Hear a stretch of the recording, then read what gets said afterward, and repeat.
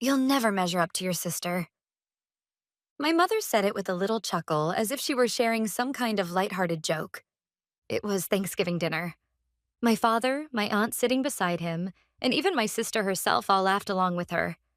It was the same orchestrated laughter that had been repeated for years, part of a ritual everyone knew by heart. Samantha, my elder sister, tilted her Bordeaux wineglass with the poise of a star actress who knew she owned the spotlight. The faint smile tugging at her lips carried the quiet triumph of someone who had always been the winner, laced with just a touch of pity for her pitiful younger sister. Samantha, that dress is gorgeous. Which designer is it? At my aunt's question, Samantha gave a knowing smile, as if she'd been waiting for this moment. This? My husband bought it for me when we went to New York City the other day. I think it was a limited edition.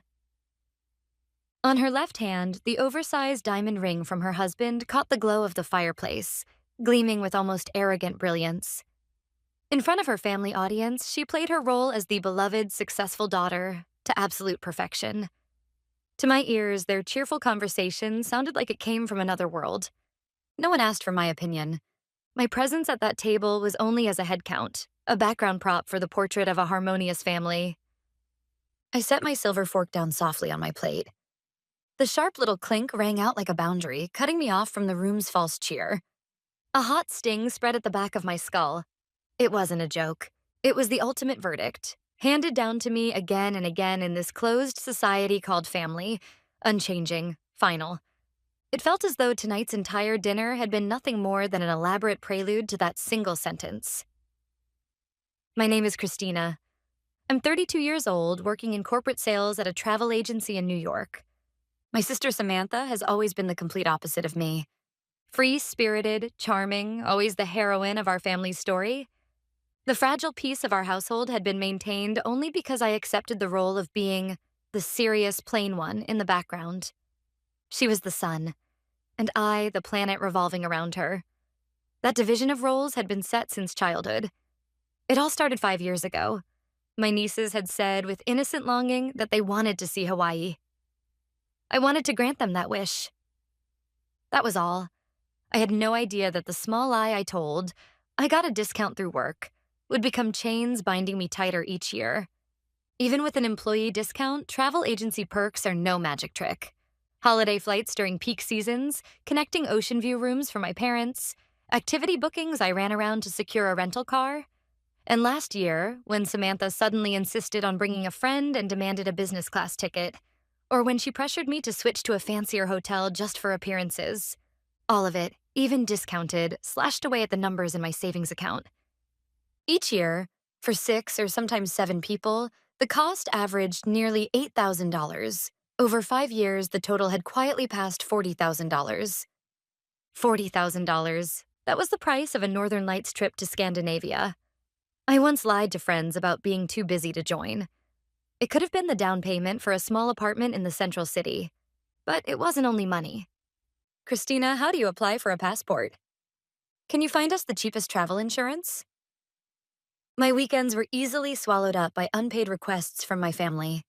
The one time I muttered that, these arrangements are kind of a lot of work, my father replied, "You're a professional, aren't you?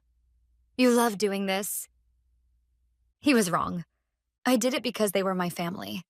And that phrase, "you love it," became the perfect excuse to normalize the quiet exploitation. And now, on Thanksgiving. Of course, the main topic at the table was the upcoming Hawaii trip. Samantha, I can't wait for this year's Hawaii trip. The hotel you booked looks amazing in the photos. My mother spoke with dreamy delight. Samantha smiled smugly. Right? I splurged a little this time. I just want to see everyone's happy faces. That was when my mother glanced at me. Her eyes carried a complex look, measuring, pitying, and dismissive all at once. Then she said it. Unlike you, your sister. There was a pause. Just a heartbeat, yet it felt like forever. The silence crushed my chest with icy pressure. You'll never measure up to your sister. My father said, "Come on, that's a bit much." Yet his lips curled in a smile. My aunt, my cousins, everyone was laughing as if they were having the best time. Samantha's high-pitched laugh rang the loudest. It was no longer a knife. It was the knife that had always been lodged in my chest, now shoved all the way through my heart and out my back. No blood spilled, only the heat draining rapidly from my body. Under the table, my nieces peered up at me with innocent curiosity. They were the ones I had truly wanted to make happy, but their joy had always been bought at the cost of my dignity. I could not keep playing the clown in this warped family theater. With a ringing in my ears, I made one decision. This charade ends tonight. As the echo of her words still lingered, I forced my trembling knees to straighten and quietly stood. Every gaze at the table pierced into me like knives. Then let Samantha pay for everything. My voice came out calm, colder than I expected, freezing the air in an instant. The crackle of the fireplace was suddenly deafening. If I'm not as capable as my sister, then let my capable sister handle the bills. From now on, I won't be paying for the annual Hawaii trips. There was a silence. Then my mother's shrill voice cut through it. Money? What on earth are you talking about, Christina? We've never gotten a single cent from you? She looked genuinely stunned, her brows drawn together like a tragic heroine. That flawless display of ignorance spoke louder than anything. That in her world, my years of sacrifice had simply never existed. Christina, are you tired? Stop making such disgraceful jokes at the Thanksgiving table. My father tried to use his authority to silence me. I could hear the strain in his voice, his desperate attempt to reclaim his dignity as the head of the family. Then Samantha, ever the saintly savior, chimed in with a gentle tone, as if she were offering me a lifeline. Christina, what's wrong? You must just be tired. You've always helped us with the bookings, haven't you? I always thought I was showing my gratitude for that. That was the final trigger. My voice remained calm as I spoke. Oh, and about the Hawaii trip next month. Every eye swung back to me, confusion flickering across their faces. The flights and hotel are only on hold under my credit card. The final payment deadline is next Monday. Of course, I won't be paying. So if you want to go, Samantha will need to come up with the $8,000 herself. Otherwise, I'll cancel everything first thing Monday morning. The air in the room froze completely. My mother's face was drained of color, my father's jaw was hung open, and Samantha's face was the most absurd of all. Her smug smile remained plastered in place even as her complexion turned a sickly pale. This isn't a joke. I'm not tired. I pulled my phone from my handbag, my fingers trembling just slightly, careful not to let anyone see. I opened my banking app and displayed the past credit card statements, then slid the phone quietly to the center of the table. This is the invoice for the suite at the Halekulani we stayed in for Mom and Dad's silver anniversary. My name. My card. This is the receipt for the extra business class ticket last year when Samantha decided at the last minute to bring a friend. Again, charged to my card. That must be a mistake. I thought I reimbursed you later, Samantha stammered, her voice small and shaken. Really? Then show me the transfer from your account to mine. I've checked countless times. I can't find one. Or should I show you the booking confirmations from the airlines and hotels for the past 5 years? They're all still in my inbox. Every single one addressed to Christina, thank you for your reservation. Altogether, it's over $40,000. Is that also a mistake? No one touched the phone. It lay there like a bomb that would detonate the second someone dared to move it. My father opened his mouth, then shut it firmly. My mother glared at me with tearful eyes, her voice like a hiss. Money, money, money. What kind of person keeps such detailed records against their own family? It's disgusting. Disgusting? If I hadn't kept those records, that $40,000 would have vanished into thin air. What you call disgusting was my only shield, the only proof that I existed, that I contributed for these 5 years. Samantha sat as pale as chalk, staring between my phone and me. Her face was that of someone whose carefully painted mask of lies was finally cracking under the harsh light of truth. This isn't an accounting report. It's just the facts, I said, locking eyes with each family member in turn. The paradise you thought was Samantha's generous gift was nothing more than a mirage I created by shaving away my own life, my time, my dreams, and I refused to pay for that mirage any longer. With that, I walked out. The cold night air scorched my burning cheeks. The warm glow of the Thanksgiving house already felt like something happening in a distant world. My legs shook as I made it back to my apartment. I shut the door and locked it. Immediately, my phone buzzed violently in my bag. My mother's name lit the screen. When her call ended, Samantha's name appeared. Then my father's. All of them were clawing to pull me back into their story. I glanced once at the screen, then pressed the power button down. The screen went black, and then silence. Pure, absolute silence enveloped me. I would hear no one's voice until Monday morning. The counterattack had begun. There was no turning back. What became of them after I left? I learned that only once the weekend was over. Friday, Saturday, Sunday, I barely slept. Movies, books, nothing could hold my attention. In my quiet apartment, I replayed my entire life again and again. Then Monday morning arrived. I rose earlier than usual, brewed coffee carefully just for myself. Sitting at my laptop, warm mug in hand, I powered my phone back on. The screen was filled with a flood of missed calls and messages. I ignored them all, opening instead the airline's booking site and the hotel's confirmation page. There were the names of my entire family, lined up on the screen. I closed my eyes briefly, drew in a breath, and clicked Cancel Reservation. "Are you sure you want to cancel?" the sterile confirmation window asked. "Yes," I whispered aloud. I pressed Enter. The screen refreshed. "Your reservation has been canceled." Such a small action. And yet, for me, it was Independence Day, the moment my chains finally fell away. The screen blurred through my tears. The calculations were done. From this moment, I would live for myself. Hours later, my aunt called. Her voice was awkward, but tinged with curiosity she couldn't hide. "Ah, finally. Christina, you have no idea what happened after you left." According to her, the living room I had turned my back on had transformed into something like a courtroom. My father, voice rumbling like thunder, had turned to Samantha. "Samantha, tell the truth. What were those statements on Christina's phone?"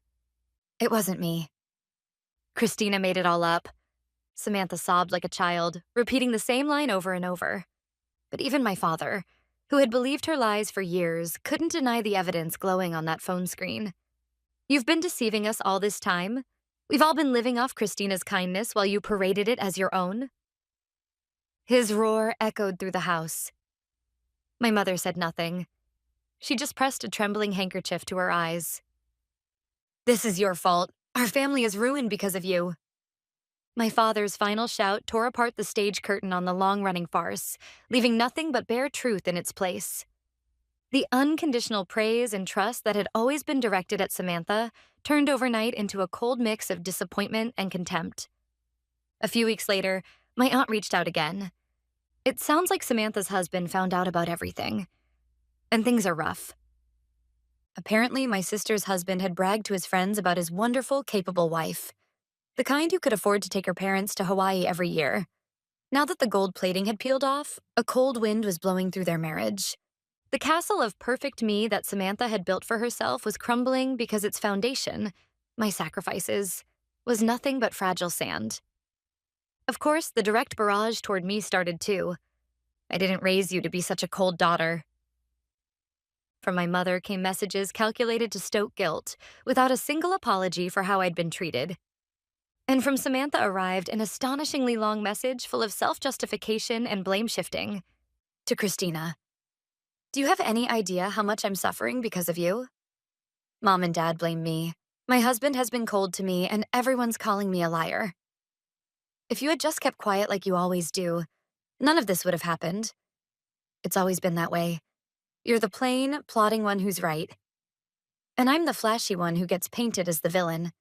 This whole thing started because you work at a travel agency and decided to plan the trips on your own, didn't it? I never asked you to. And now you suddenly bring up money? It's cruel. Think about our family's happiness for once."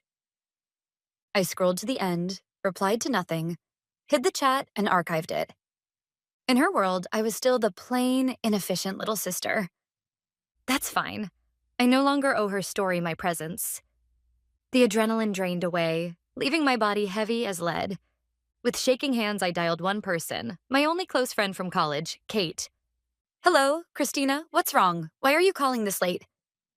The moment I heard Kate's gentle voice, the taut string inside me snapped and I crumpled into tears. When I rushed to her apartment, she let me in without a question and made me a warm cocoa. Feeling the mug's heat in my fingers, I told her everything for the first time. It started 5 years ago. My nieces said they wanted to see Hawaii, and I just wanted to grant that one small wish. I poured out all 5 years. How, in the second year, for my parents' silver anniversary, I booked a surprise suite, and Samantha took full credit without a hint of shame. In the third year, I arranged even allergy-friendly meals for my niece on a dolphin activity, and Samantha erased me with a single line. Mom asked for it. And how last year, when she suddenly said she wanted to bring a friend, I covered the extra business class fare. The total, more than $40,000. When I finished, Kate gripped my hand and spoke, her voice trembling with anger. That's exploitation. Family doesn't make everything okay. You endured so much. That's enough. Christina, you did nothing wrong. It was a clear validation from a third party, something I had always wanted but never received. I cried the whole night at Kate's place. Having someone be angry on my behalf, just that, made me feel like I could finally move forward, even a little. A few days later, my father called, sounding utterly worn out. Christina, first, I'm sorry.